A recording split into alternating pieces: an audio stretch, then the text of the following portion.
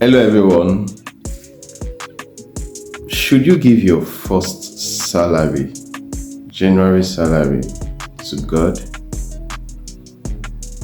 What do you think about first fruits?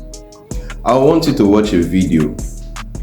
Prophet Joel Ogebe of Salem House spoke about first fruits, and after the video I will come back. I can tell you my own thoughts and my own mind about first fruits. Thank you. So in January, you will hear the preachers of the first fruit. All things are abolished in the law except the offerings of the law. The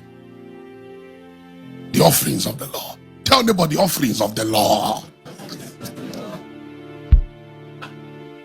That day, that's the day they will come with the rod of the priest. And that's how they'll be shaken. Bring the first fruit.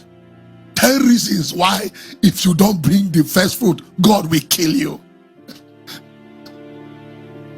Saleh, the Lord told me, say your walk will be a separated house unto me. So, as we enter next year, move as the Spirit of God, what? Leads you. Jesus doesn't need your wages as first fruit. Give him your heart as your first fruit. Heart. Our master was never interested in anybody's pocket. You've heard that at the beginning of the year, you bring your first fruit. I say unto you every day, give Jesus your heart as your first fruit. You can give your substance and yet your heart is not given. But if you give your heart, there's nothing you can hold back. After years upon years of fasting,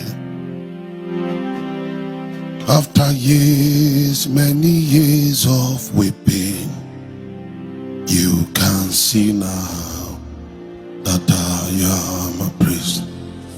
Salem, Salem. Well, that was the video. Here's my own view about it. First fruits. It's scriptural. It was spoken in the Old Testament. Now, there are some instructions that are given in the Bible that are actually personal, and there are some that are holistical. Like the law of circumcision is forever. We see the law of the Passover. It translated in the Old Testament down to the New Testament, and it became the Lord's Supper. When John the Baptist came, he brought another ordinance, which is the law of water baptism. Now, first fruits can be given if God has instructed. God can give different instruction. Bring your first fruits. If God has given that instruction to a ministry, it doesn't mean that the other ministry that is not giving their first fruit, they're committing a sin or they are robbing God. No. It's a personal instruction of how God wants to work with them.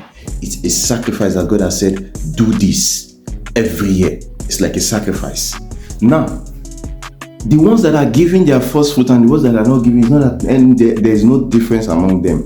As a kingdom-minded person, when speaking to the kingdom at large, that's the whole church, when God gives you personal instructions, it's not bounded on everybody. Personal instructions. In regards to first fruits, yes, it's in the Bible. God can say, okay, this is what Moses did. I want your congregation to do this every year. And those ones that probably God has not given them that instruction, it doesn't mean that they are disobeying the scriptures, or it doesn't mean that they are not they don't want the people to progress financially. Every pastor wants his members to progress. So instructions differs.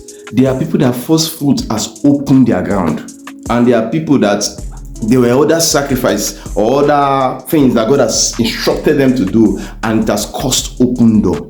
Let's not be bounded that, okay, if you give this, the pastors that are collecting first fruit are criminals, or the ones that are not collecting first fruit are criminals. I'm not trying to indict any servant of God. I'm not in that. But this is my own view. We see in parts and we prophesy in parts. So as much as God has given to anybody to speak to, okay, let your people bring this.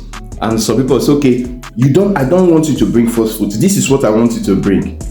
We sing in part and prophesy in part. So this is my own view about first fruit. I want to see your feedback from the comment section. Let's go to the comment section. What's your own view about first fruit? Should churches collect first fruits?